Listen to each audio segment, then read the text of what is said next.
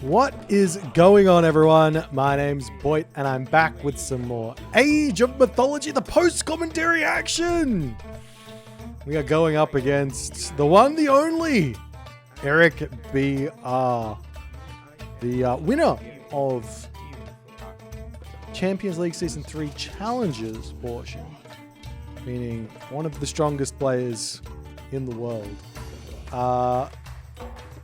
Eric is a Zeus main. He plays a little bit of Uranus and a little bit of Loki from time to time, but in his heart he is a die-hard Zeus main. I don't like playing Eric because I don't like playing against Zeus. Zeus is a tough god to crack, especially with Set. Zeus has got all of the tools in his kit to deny Set from having a fun game. He's got access to Ceasefire.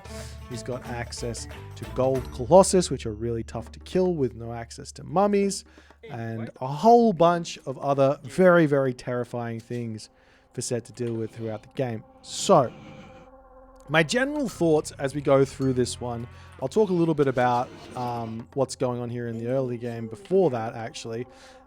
So, on a map like Alfheim, oftentimes you can kind of get super unlucky with hunt spawns, and Set is a god that really, really needs hunt.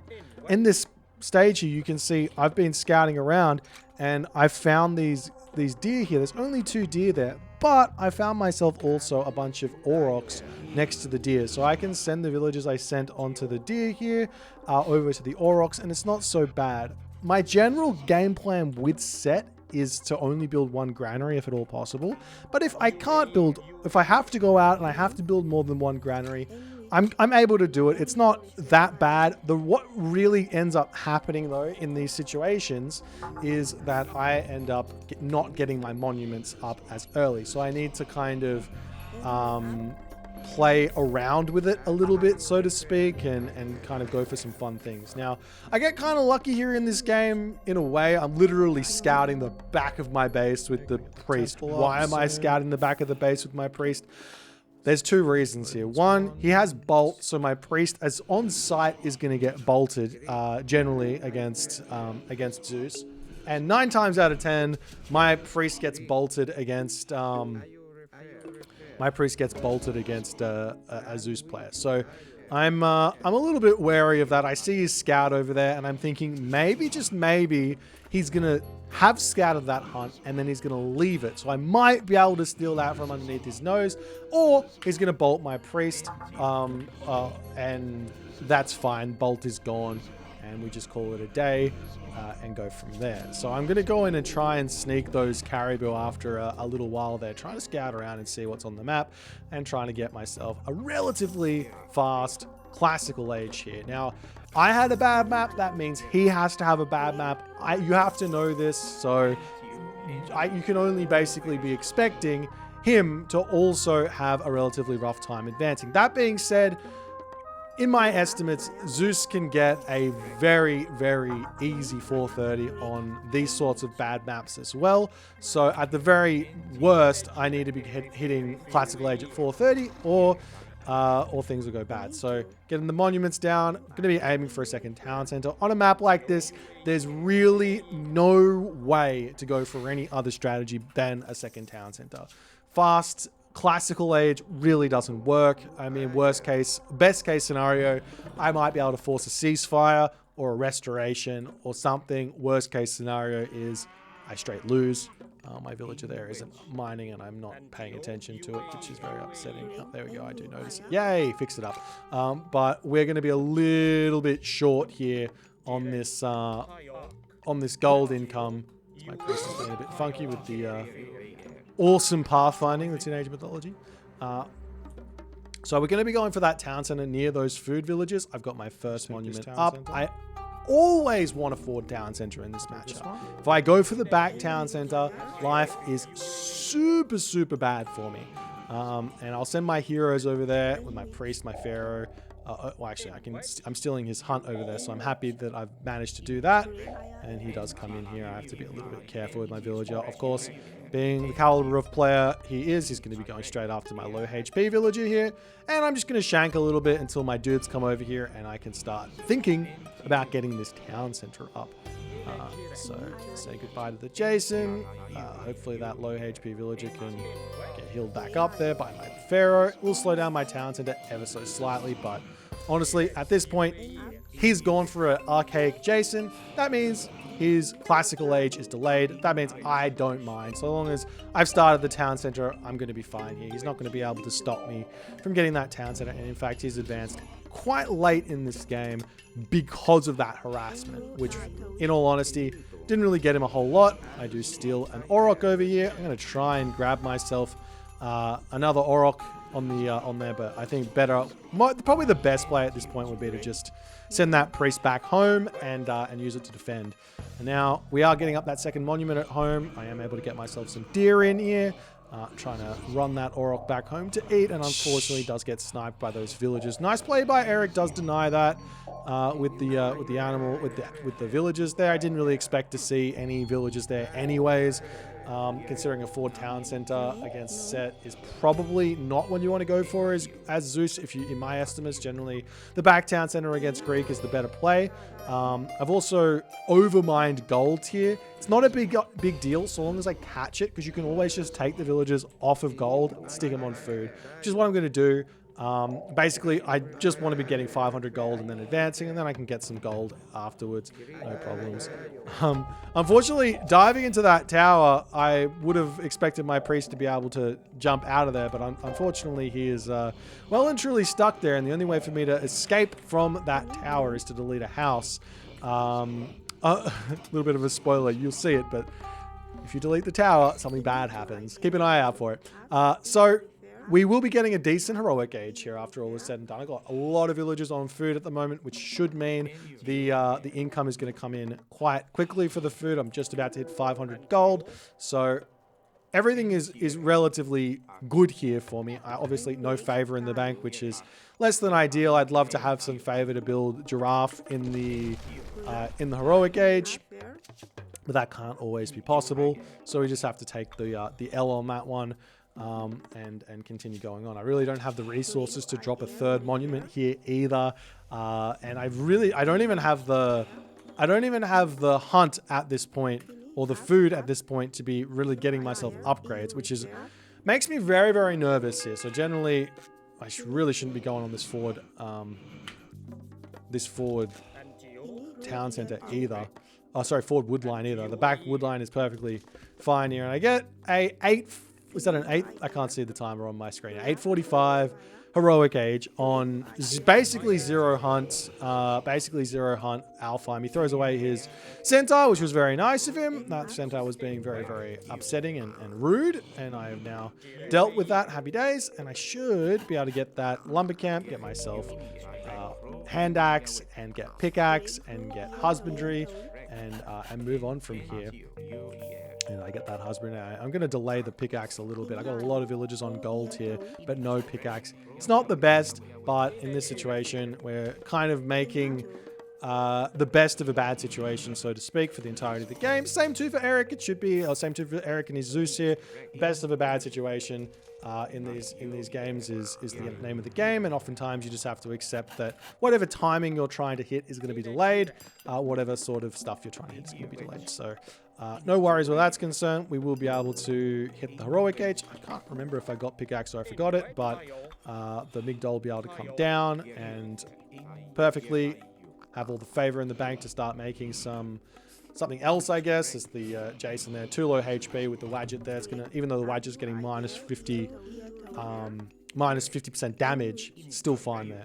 So now at this point, the next part of the game, I'm thinking, okay, can I get some walls up? Can I do some stuff here? Remember what we were saying in the classical age, there's not really any room to overgather gold. I could have, but I would have set my heroic age significantly further back. Now, that being said, it might be worth it to do this. considering he doesn't have anything. And you can see at this point, I'm actually kind of visibly frustrated at this. He's already got his own walls up because he doesn't need to worry about the fact that there he goes, my priest is dead. He doesn't need to worry about the fact that he needs to get to the heroic age to start producing military. He can start producing military in the classical age. So there's no problems with him getting out his walls nice and early. It's an advantage of Greek, and for Egyptian, you can only really take advantage of early walling if you're going for a classical fight. And as we already discussed, life is going to be very, very tough for you on this specific map. I'm not saying every map in actuality. I'm actually kind of liking the Egyptian classical fight in some situations against Greek.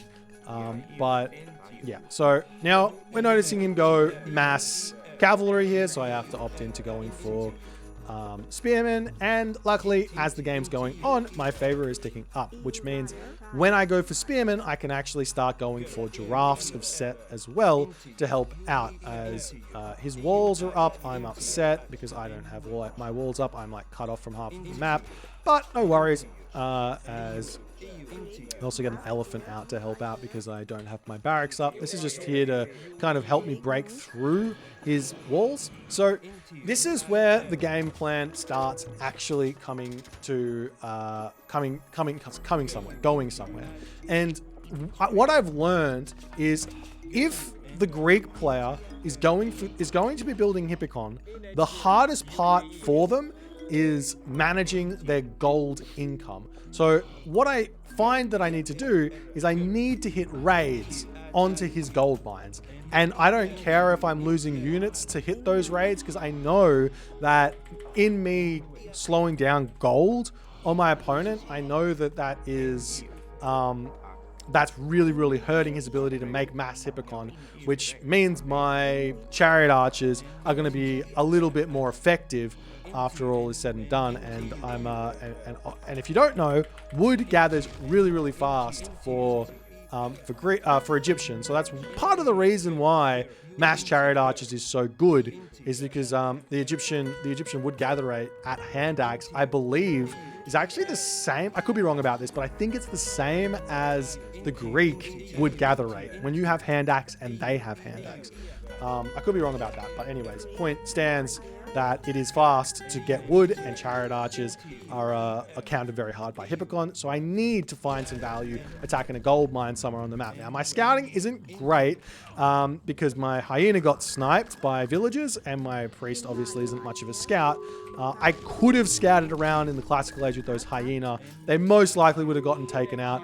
Getting scouting information against Zeus is nigh impossible as set, so I have to kind of hope that I've seen everything and hope that there's no gold mines behind his base over there. There most likely is, but I've got several gold mines on the left side of the map, plus a town center there, so I know that he has to have villagers over there somewhere. So whether they're all on wood, all on farms, or all on the gold remains to be seen, but I know that there has to be something over there, so I know I can move up there and get some value here after I make these pushes happen. And at this point, I'm literally just trying to take trades here. I need to get trades here to slow him down, so to speak. Every kill is good. My economy is in a better place than his because he's stuck in the classical age on farms, and I'm hunting here. So me forcing him to make units in the classical age means I'm getting the better trade out of staying in this position and just trading here, because I'm getting more resources than him. So for the only point in the entire game where I'll be getting more resources than him would be now. And you can see right now I'm trying to snipe the villagers as best as I can. I'm going to click ancestors at some point here to force a ceasefire, and basically the ceasefire force here is literally just so I can go to the mythic age and hit a tornado on him. I need him to click ceasefire at some point, and at this point I'm like, okay, I'm full resources here. I can advance. Happy days. Let's go up.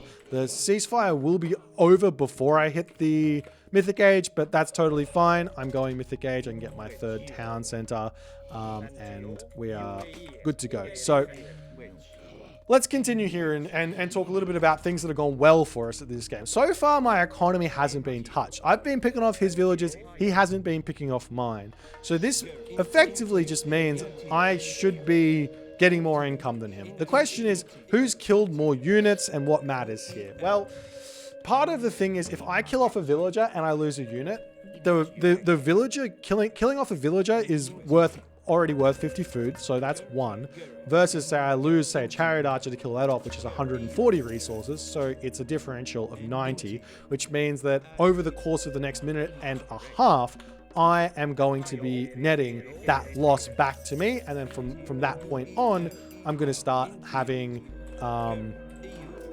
economic bonus over that trade. So he needs to, if you're ever going to have someone who's sacking units into killing off villages, causing idle time and the like, you need to take the initiative straight away to find value back on him, on your opponent. Otherwise, life's going to be tough for you. And in this situation, Eric is not trying to raid me at all, which is really, really good for me. I do have spearmen to chase down those Hippocon, which is nice, but he is he's not going for those raids, and I am able to get some stuff here, which is very, very nice. So now I hit the mythic age, and I am going to start making my rhinos of set to tank against these chariots over there. I didn't micro those chariots on the gold villages. If I picked off some gold villages there, it would have been better, but I just kind of trade them into the Hippocon, which isn't the best. Anyways, he is mass Hippocon. I've got no spearmen here, and I need to start thinking about the next movement. I got myself Shadoof. I know that I want to be spamming out these rhinos of set, so and I want to be making my spearmen as well, so I need to go into some farms here to make this work. So town center down. I'm going to be attempting to raid his gold. I'm going to be trying to prevent him from getting his stuff up here. And I just need to get these farms up as fast as I can. I'm going for a, this might seem a little bit slow, and it kind of is. There's two types of ways to build farms. This is my sweaty tryhard way, which I'm not 100% sure is faster or slower, but basically space F, space F, space F, space is my idle town center key, F is my farm key. Click in the position, that means one villager goes there straight away. The other option, which is probably a little bit quicker to get the farms down, maybe a little bit slower to finish them, as I'm looking to hit some sort of a shifting sands there, but the other way is to shift click the farms down, control group the villages, and then when the farm finishes, dive back to the farms and then right click on the completed farm, and that'll send all the villagers to their individual farms there. Luckily here I'm smartly checking over onto the bottom of the map there. I'm surprised I did that. This is something that I don't normally do, so happy days to see what's happening over there. I see there's no gold mine. That's really good. That means I can put all the pressure into the top side of the map. He gets his town center back up, but he is still firmly stuck in the classical age. And like I was saying, the advantage that comes from this is like 100% in the fact that he's not getting much food income because he's stuck on plow. He needs to... Basically, I think that if the Zeus player was to play this one a little bit more correctly on these sorts of maps, I'd be considering rushing the heroic age just insofar that I could get myself irrigation out so that at least my food income is looking really, really good. Staying in the classical age kind of doesn't do a whole lot on these sorts of maps. If you're on maps with lots of hunt, it doesn't really matter because you're going to be hunting anyways, so you can spam those units out. You're not at a loss with these trades, but without the hunt, life is tough. Anyways, getting our farms going and trying to get myself up to flood control straight away, as that's an advantage. And the one thing I'm missing at this point is mostly that fortified town center, but honestly, could I afford it? Should I get fortified town centers here? Answer, honestly, probably not. It's probably a better idea to be getting myself upgrades here. Going up to 160 population is somewhere in the vicinity of 7.5 units roughly in terms of spearmen or like 5 extra chariot archers. And while that's a lot and it's very, very good, sometimes it's better to just get yourself the upgrades, like get yourself your armory upgrades, get yourself your line upgrades, and all that good stuff here. I see myself trying to get my fortified town centers now, so that's going to be great. Still trying to snipe villagers off on this town center, so I managed to pick one off. I don't mind, honestly, don't mind losing any units at this point. Trading villages here is 100% fine in my estimate, and especially taking villagers off his farms, because one thing that I think players are much better at re-putting villagers onto gold or re-putting villagers onto wood. But farms, it's such a set and forget type thing that you can have like 10 farms there and just have the villagers completely idle. Or not idle, but not using those farms. And that can be a really nice way to play. I've now spotted in this game a very nice position for my catapult to go into to start sieging that other town center. I'm starting to get a bit of an advantage in this game. I see him going into I think he got to the heroic age here. So he's managed to do that after the game has progressed, which is it perfectly makes sense that he should be able to. He's on 3 town centers, he's on 80 villages. He's only going to be needing so many resources to put his units back out, and we really aren't fighting that much. He's actively avoiding fights at the best of his ability, as I send my spearmen around to harass every single port I possibly can. This is so much easier to do than to defend against these sorts of multi-raid attacks, because he has to recognize that it's going on, because he's not going to get warned that the spearmen are there, because they're only going to get warned once that he's being attacked. And obviously in this situation, he's already being attacked on the front, so he's not even going to get that warning. So if you hit 3 separate raids at once, he's not, like, most players aren't going to be able to react to all 3 of those raids. And you can see on that top gold mine there that I've managed to get a lot of value out of my spearmen without even having to look at them. So it's a really nice play. If you can make it happen, it's definitely well worth it, as I now have an eye on that town center to take that one down. One thing in the back of my mind here is, even if I kill the town center, the game is not won for me yet. I still need to really push the population advantage and hit his gold mines here after that town center is down. How do you do that? Well, answer is I'm up 20 population now at the very least. He's actually still on unfortified town center, so I'm up 30 population, which gives me 30 population to invest into hitting raids here. So I'm literally just going to be ignoring his army as much as I can here, or at least taking decent trades on his army and trying to raid his gold and slow him down here. He does try and get up this fortress. Unfortunately, my villager there is building that wall, which is less than ideal, because I want to send those catapults over to take out things, so I have to wait for that. But that's all good. And now, basically, we're just moving into rushing for the late game to some degree. We're not going for the late game, so to speak, because we don't want to be in the late game. We want our opponent to resign. But we still need to be ensuring that our stuff is all coming through, and we can, at the very least, get ourselves all of our upgrades, just in case that needs to be the way we go. It would be really awful to just have to resign because our opponent is doing the right things and we're not. So just making sure we get all of our upgrades and get our trade route started and all that stuff. Is now we've killed off another town center, and Eric taps out.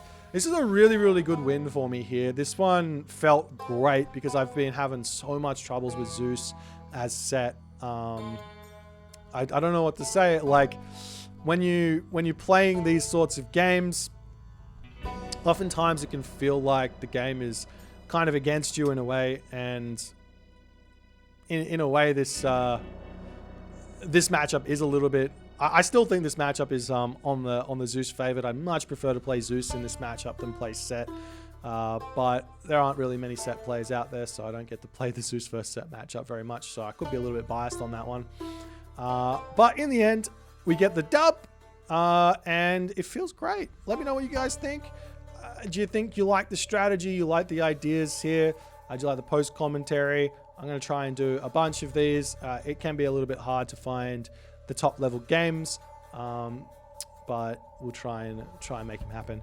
Anyways, if you guys enjoyed this one, please consider hitting the follow on the Twitch. If you're on the YouTube, hit that subscribe button, and I'll see you guys in the next game.